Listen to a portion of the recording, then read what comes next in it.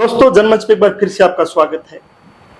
चुनाव आखिरी दौर में है, कल वोटिंग होनी है, लेकिन इस बार भी निराशा दिख रही है चुनाव में, क्योंकि जिस प्रकार से धन बल का जो प्रयोग किया जा रहा है, वोटर का दिमाग बनाने के लिए जिस प्रकार से बड़े बड़े होर्डिंग्स, कान फाड़ू डीजे और गाड़ियों के काफिले निकाले जा रहे हैं, उससे लग रहा है कि लोकतंत्र परिपक्व होने की बजाय लोकतंत्र गर्त में जा रहा है। हमारे साथ हमारे वरिष्ठ पत्रकार मुकेश सोडी जी हैं, उनसे हम चर्चा करना चाहेंगे कि वो लगातार चुनाव देखते भी रहे हैं, चुनाव कवर करते भी रहे हैं, कि लोकतंत्र परिपक्व हो रहा है या गर्त में जा रहा है। नमस्कार सर।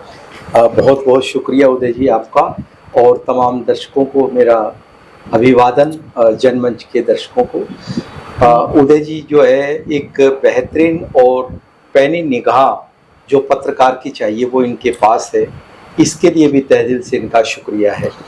इनका जो जी मुकेश जी, सवाल ये है कि जिस प्रकार से चुनाव लोकतंत्र में परिपक्वता की तरफ जाता है, तो लोग चुनाव में कुछ सुधार सीखते हैं, लेकिन ये क्या है? आपके दो शब्द बहुत ही दमदार हैं। परिपक्वता की तरफ लोकतंत्र नहीं जा रहा है, गर्त में जा रहा है, इसमें दो राय नहीं है।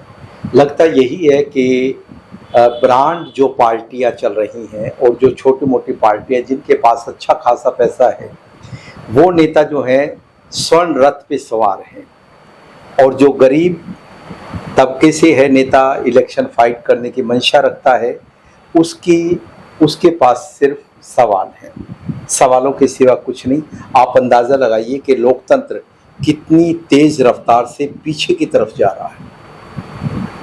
पहले के दौर में आप देखिए कि हर घर से 1 रुपया नेता को मिलता था, और ये तसल्ली मिलती थी कि हमारा वोट आपको है, यानी कि वोटर उसको 1 रुपया देता था तसल्ली के। अब हम देख रहे हैं कि गांव में चाय का प्रोग्राम है, नेताजी की गाड़ी ही पानी की बोतल लेके जाती है, नेताजी की गाड़ी ही माला लेके जाती है, नेताजी की गाड़ी ही लड्डू का डब्बा लेके जाती है, और वहाँ ये सब नज़ारा करके कहा जाता है कि फलाने गांव में 10 चाय के कार्यक्रम हुए हैं। जी, बहुत सही आपने ये कहा।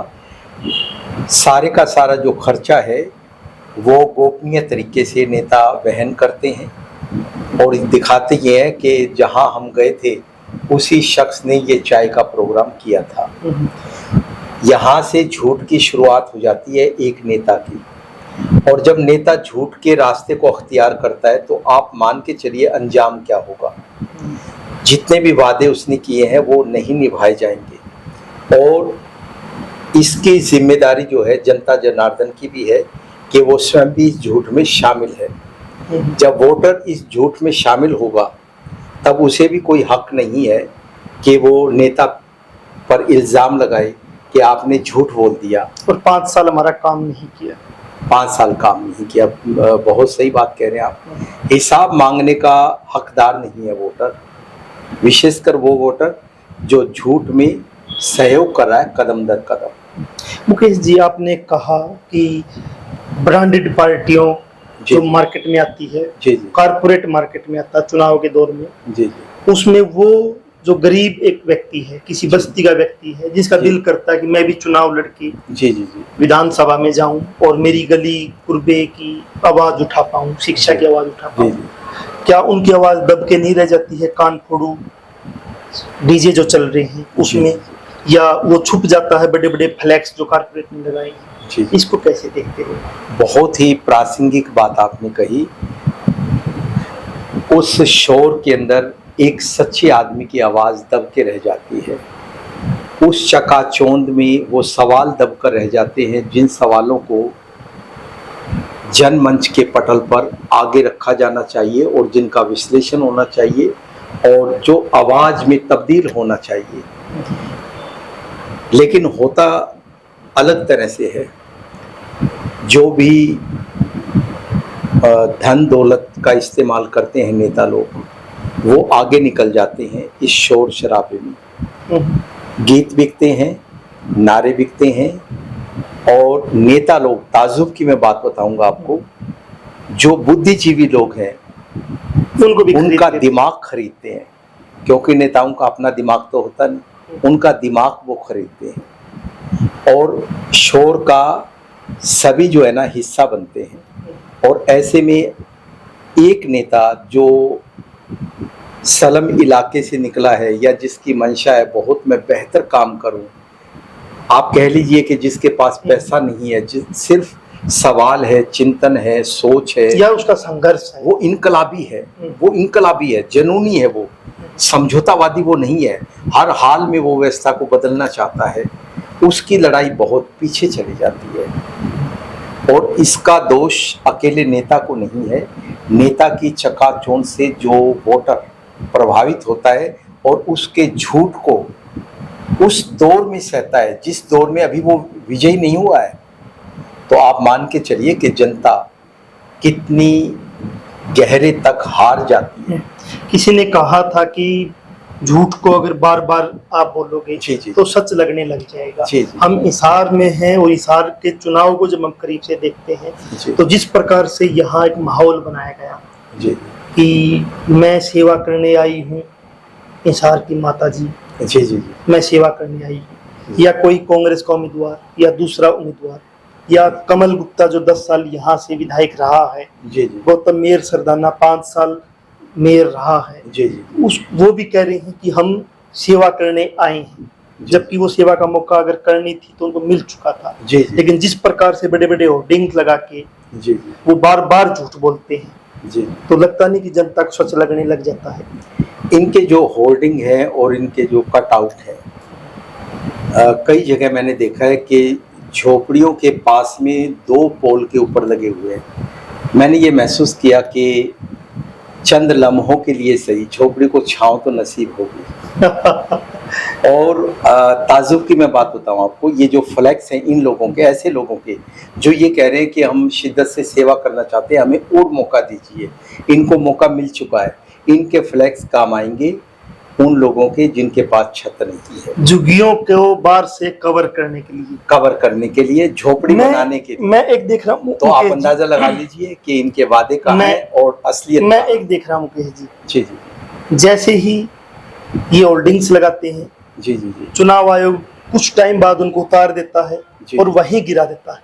जी जी, और झुग्गी वाला ताक में बैठा रहता है, कब ये होल्डिंग गिरे और मैं इसको उठा के मेरी झुग्गी के लगा दूं, जी जी, शायद चुनाव में मुझे यही मिल जाए, जी जी जी, फ्लैक्स मिल जाए मेरी झुग्गी में, शायद पानी न टपके। जी जी जी, क्या चुनाव में वो झुग्गी वाले को सिर्फ इतनी उम्मीद बच गई है कि वो एक फ्लैक्स का कपड़ा ही उसको ये मिलता कि हाँ ये सब कुछ मिलेगा। ताजुब की बात देखिए कि कोई भी चीज है अगर वो एक्सपायर हो जाती है तो किसी काम की नहीं रहती। फ्लैक्स की तारीख एक्सपायर होते ही वो गरीबों के काम आ जाती है।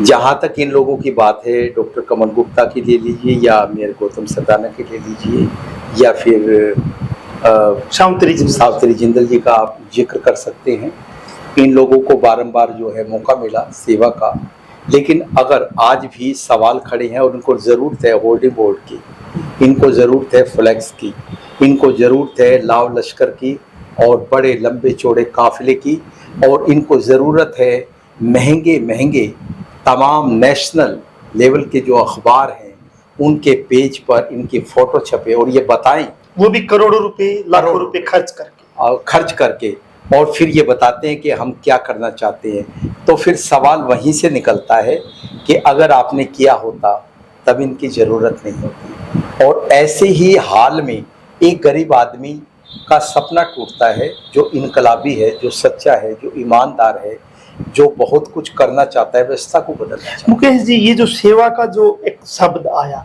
कि मैं राजनीति में सेवा करने आया हूँ, जी जी, और मुझे विधायक बनाइए ताकि मैं सेवा कर सकूं, जी जी, ये शब्द ही अपने आप में अप्रशासनिक नहीं है, गलत नहीं है। बिल्कुल कि सेवा क्या है कि आप विधायक बनोगे तो आप 1.5 से 2 लाख रुपए तनख्वाह लोगे, उस तनख्वाह के कारण आप लोगों का काम करोगे, वो सेवा नहीं। जी जी, आप जैसे मैं कहीं नौकरी करता हूँ या कोई दूसरा व्यक्ति नौकरी करता, वो ये थोड़ी कहता कि मैं सेवा करता हूँ, वो मुझे पैसे देता मालिक, मैं वहां काम करता हूँ। तो आप 5 साल के लिए मजदूर चुने गए हैं जनता के लिए, तो आप काम कीजिए, सेवा कहाँ आ गई है?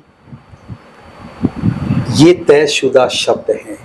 यदि मैं व्यंग्यात्मक लहजे में कहूँ, कुछ हास्य रस का स्पर्श देके, तो ईमानदार वही नेता है, अपवाद को छोड़ दे तो, जो बेईमानी का काम ईमानदारी से करता है।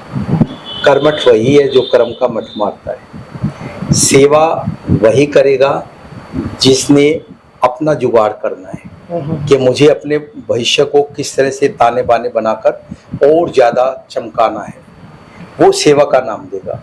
असल जो नेता है, अगर पुराने हम जिन्हें लीडर शब्द से हम नवाज सकते हैं, उन्होंने कभी नहीं कहा कि मैं सेवा करूंगा, वो करके दिखाते हैं सेवा।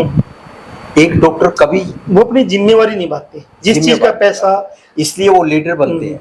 ये नेता बनने के लिए भी पापड़ बेलते हैं और वो लीडर बनते हैं। मुकेश जी, इसी दौर में चुनाव आयोग है, चुनाव आयोग ने कुछ दिशा निर्देश तय किए हैं, लेकिन उसके नाक के नीचे जिस प्रकार से यहाँ बातें चली हुई है कि वोट बिकते हैं, जी जी, 10,000 में, 15,000 में, 5,000 में, जी जी, जब आम जनता में ये खबर है कि वोट बिकते हैं, तो फिर चुनाव आयोग की नजर क्यों नहीं है? इसी के साथ में मेरा एक सवाल हो कि होर्डिंग लगते हैं, जी जी, कार्यक्रम होने के बाद चुनाव आयोग सक्रिय होकर होर्डिंग उतार देता है। जी, जो काफिले निकाले गए हैं, सभी पेट्रोल पंप का जब हम उसका मूल्यांकन करेंगे, पता चल जाएगा कि 1,000 2,000 मोटरसाइकिलों में तेल इन्हीं समाज सेवियों ने डलवाया है फ्री में। तो सीधा सीधा वोट खरीदने की तो चुनाव आयोग कहाँ गायब हो जाता है, फिर कहाँ स्वतंत्र चुनाव माना जाए? बहुत ही जबरदस्त जो है सवाल आपने किया है, काबिल तारीफ, जो आज के दौर की समीक्षा के लिए बहुत ज़रूरी है। चुनाव आयोग की भूमिका तो होनी चाहिए पैनी निगाह की तरह, लेकिन वो कार्रवाई करता है बाद में, वो भी औपचारिकताओं को लेकर के, जैसे फ्लैक्स उतारना, किसी तरह का कोई जुर्माना नहीं, जबकि साधारण दीवारों पे लिखा होता है यदि आप यहाँ पेशाब भी करेंगे तो 500 रुपये जुर्माना है। यहाँ लिखना मना है, 500 रुपये जुर्माना। और बड़े बड़े फ्लैक्स जो हैं लगे होते हैं, और जब उनका प्रचार हो जाता है, जब उतार देते हैं कार्रवाई के नाम पे कि आपका काम बन गया, अब हम अपना काम कर लेते हैं। तो ये कहीं ना कहीं औपचारिकता चल रही है। जहाँ तक वोट खरीद की बात है, ये जो आपने जिक्र किया कि इस तरह के जो खर्चे चल रहे हैं, पेट्रोल के चल रहे हैं और दूसरे अनाप शनाप जो खर्चे चल रहे हैं, ये वोट की कीमत तय करने का एक तरीका है, और चुनाव आयोग वाकिफ है इन चीज़ों से। लेकिन चुनाव आयोग कहता है कि हमारे पास सबूत होने चाहिए, प्रत्यक्ष तौर पे सबूत होने चाहिए। यहाँ भी एक फॉर्मेलिटी है कि जब सत्ता पक्ष के लोग किसी की शिकायत करते हैं तो चुनाव आयोग तुरंत सजग हो जाता है और बिना किसी उस चीज़ के वो कार्रवाई को अंजाम देता है। लेकिन जब इसके विपरीत कोई और आवाज़ उठाता है, तब चुनाव आयोग नरम पड़ता है। तो ये जो उसका फ्लेक्सिबल होना है इस तरह का, कहीं ना कहीं फिर सत्ता के पक्ष में नतमस्तक होना, सिस्टम फिर, और सत्ता के लिए काम करना। बिल्कुल सही कह रहे हैं, बिल्कुल। तो मुकेश जी, कल वोटिंग होनी है, जी जी, क्या हिसार के लोगों को या हमारा वीडियो जितने भी लोग देख रहे हैं, जी जी, क्या कहना चाहोगे कि लोकतंत्र कैसे बचेगा? लोकतंत्र तभी बचेगा जब हम अपनी ज़मीर को बचाएंगे, जब हम अपनी ईमानदारी को बचाएंगे, जब हम उस सच को बचाएंगे जिस सच की लड़ाई एक आदमी अपने असूल के साथ लड़ता है। यदि हम वोट की कीमत लगाएंगे तो हमारा सच बिक जाएगा, फिर सच नहीं रहेगा और हम बहुत पीछे चले जाएंगे।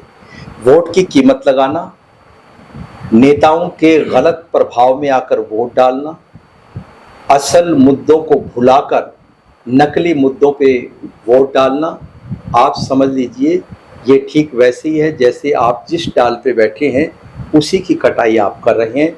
निश्चित तौर पे आप गिरेंगे और कहीं ना कहीं अंजाम आपको भुगतना पड़ेगा। मुकेश जी हमारे साथ थे, पूरा चुनाव अलग अलग हमने कवर किया है और किसी भी पार्टी को हम क्लीन चिट नहीं दे सकते हैं। हम देखते हैं कि गाँव में कार्यक्रम होता है, हरियाणा के किसी भी गांव में पीने का पानी आपको उपलब्ध नहीं होगा, 2 से 3 किलोमीटर दूर पानी लेके आना होता है पीने के लिए, या कैंपर रखने वाली गाड़ी आ जाती है और पानी आपको खरीदना होता है।